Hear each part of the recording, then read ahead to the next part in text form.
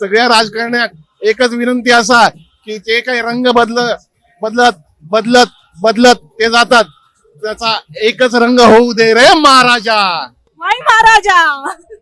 आज आपण आहोत विलेपार्ल्यामध्ये दरवर्षीप्रमाणे याही वर्षी मराठी कलाकारांचा आहे तो होळी उत्साहात साजरी होते. आपण पाहतो इथे सगळेजण मराठी कलाकार जमलेत आणि नेहमी जे कामामध्ये व्यस्त असतात, शूट मध्ये व्यस्त असतात, त्याच वेळात वेळ काढून होळी सेलिब्रेशन करण्यासाठी आले. होळी निमित्त एकमेकांच्या गप्पा आणि असा मस्त माहोल झाला इकडे. आणि आपल्या सोबत आहेत अभिजित पानसे सोबत आज आपण या निमित्ताने गप्पा मारणार. होळीचा माहोल आहे, नेहमी कामामध्ये सगळे व्यस्त असणारे आज होळी सेलिब्रेट करतात. कसा वाटतंय, कसा आजचा दिवस? खूप आनंदाचं वातावरण आहे. याचं कारण आम्ही दरवर्षी होळी आयोजित करायचो, पण कोविडमुळे आणि कोविड नंतर जवळजवळ 4 वर्षानंतर हा दिवस आम्ही साजरा करतोय. आणि एरवी आम्ही अवॉर्ड फंक्शनला वगैरे भेटत असतो, पण अशी धमाल करायचा आमचा एक हाच दिवस असतो आणि त्यामुळे सगळेजण धमाल करायला आम्ही जमलो इकडे. आज होळीचे रंग तर खेळताय तुम्ही, पण एका दुसऱ्या बाजूला लोकसभेचा धुरळा उडतोय, तर काय सांगतील या सगळ्यांविषयी, काय सांगाल? सध्याचं राजकारण म्हणजे कसं आहे माहितीये का, हे बघा हे असं आहे, कुठला रंग कुठल्या रंगात मिसळलाय हे कळतच नाहीये. त्यामुळे ते त्यांच्या एवढी रंगपंचमी आपण कोणीच खेळू शकत नाही. आता जसं तुम्ही म्हणालात की रंगपंचमी आपण कोणी खेळू शकत नाही, तर रंग बदलणाऱ्यांना काय सल्ला द्याल? रंग बदलणाऱ्यांना एकच सांगतो, कुठलाही रंग येऊ देत, पण स्वतःचे रंग आता दाखवणं बंद करा. आपण होळीमध्ये आपली परंपरा आहे की आपण एक दुर्गुणाचा त्याग करतो आणि चांगल्या गुणांनी सुरुवात करतो. तसं या वर्षीचं काही ठरलंय का? पण माझ्यात काहीच दुर्गुण नाहीये. पण यावर्षी माझं, आता तू विचारलंस म्हणून एक गोष्ट मी ठरवतो आता आणि तुमच्या चॅनलवर जाहीर करतो की मी खूप 100 भानगडी करत असतो, 100 गोष्टी करायचा प्रयत्न करत असतो. पण त्यामुळे ते या वर्षीपासून, उद्यापासून मी खूप ऑर्गनाइज प्रकारे काम करायचा विचार करतोय. शुभेच्छा.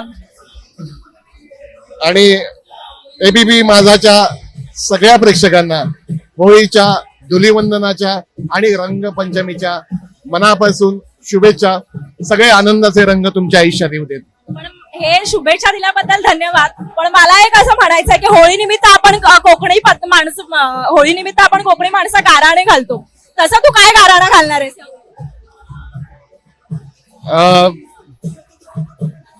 मी खरं तर सगळ्या रंगकर्मींच्या वतीने गाराणं घातलंय. खरं तर ते तुम्हाला वाचून दाखवावं लागेल मला, कारण ते खूप मोठं आहे.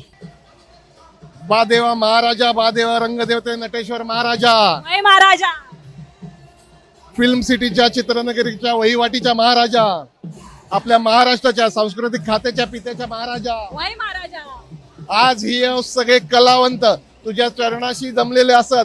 दरवर्षाप्रमाण तुझी सेवा चाकरी करून आज तुझ्या समोर हाऊसफुलचो भरलो नारळाचा फळ ठेवून तुका मान देऊन तुझ्या आश्रयात आलेली असत. त्यांची भेट पावन करून दे रे महाराजा.